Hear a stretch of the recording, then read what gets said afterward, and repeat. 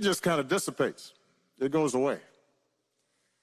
What we have to do is always constantly figure out how do we institutionalize awareness and make those into laws and policies that can actually change the country for the better. And that is worth 15 minutes. That's worth some time. I was talking to a buddy of mine who's a personal trainer. He says, yeah, you know, I meet folks. They start off, they're supposed to be on a workout program. And, you know, after about a month, they say, you know what, this isn't helping me. I'm not looking like The Rock. So I'm just going to quit working out. Well, it's like, and he tells him, he says, listen, you're never going to look like The Rock. But you can be healthier than you are right now. Right. And you'll live longer and have a better quality of life and set a better example for your kids if you work out and eat better. Yeah. Right? Well, voting's a little bit like that. Just by virtue of one single election, things don't become perfect. But you get yourself on a pattern, on a habit of being better represented and getting better served by your government. And that's the message that we have to send young people. The easiest thing to do is just say, well, I quit. But we can't afford to quit. And as I said at John Lewis's funeral, as I have said right here in Philadelphia when I spoke at the Democratic National Convention,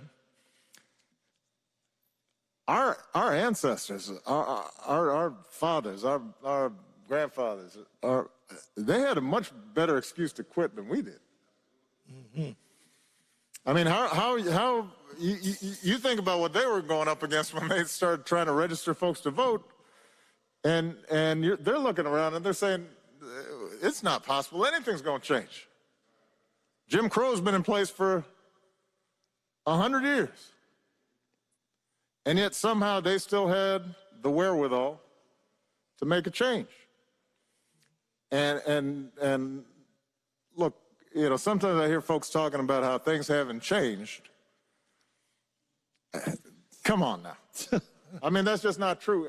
Anybody who says things haven't gotten better in this country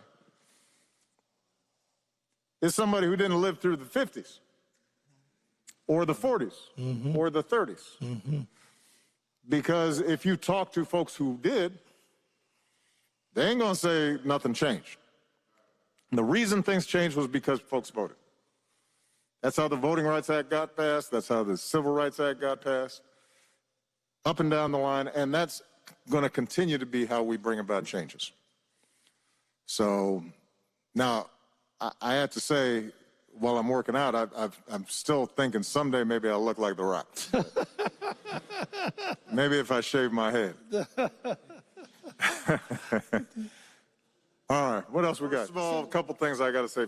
For those of you who are not aware, my first political office was state senator, so I'm always a little biased towards state senators because it's a great experience, especially in a big state like Pennsylvania or Illinois, because it allows you to meet people from all different kinds of the state and form coalitions, and ultimately that's how you end up mobilizing the power you need to bring about real change, right?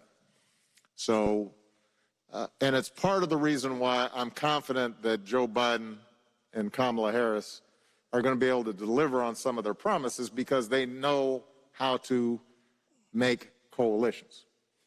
And, you know, I think it's important for us, anyone in the African-American community, to recognize that although our problems are more acute than many other communities, there are people of all races, all faiths, in regions throughout this state and across the country that are also hurting.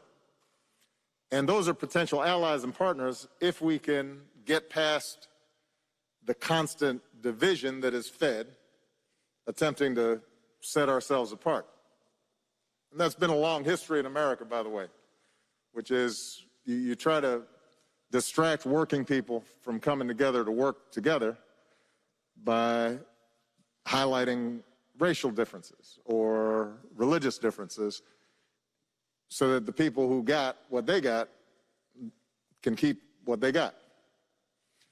Now, in terms of getting young people to vote, look, you know, I've got two spectacular daughters who are about as well-informed and conscious and active as just about anybody, as you might imagine. They would be because they've got Michelle Obama as a role model. But Michelle and I also joke, you know, sometimes they'll sit there and they're really sophisticated and, you know, making all these important points and, you know, showing what they've been studying around history, and they, you know, they'll quote Frederick Douglass and Fannie Lou Hamer, and you know, you start thinking, wow, look, and then they'll do something that reminds you, oh, they're only 20, right? Because they're young. A lot of the young men you speak of, it's not just that they're, you know, African-American males. It's just, they're young, and young people have a lot of distractions. And they are, it is rare, and I will confess that when I was 20 years old, I wasn't all that woke because I had other stuff that I was interested in. We won't go into the details of it. And so a lot of times, I think our young men, they may try to give a rationale for why they're not active and involved, but the truth is they're not active and involved because they're young and they're distracted. And the way I think to break that mindset, you know, if you look at every study of voting patterns, people vote when they see other people voting, when they see their peer group voting. So I think that the most important thing we can do in these closing 12, 13 days is for us all to model and advertise that it's the cool thing and the right thing to do to vote.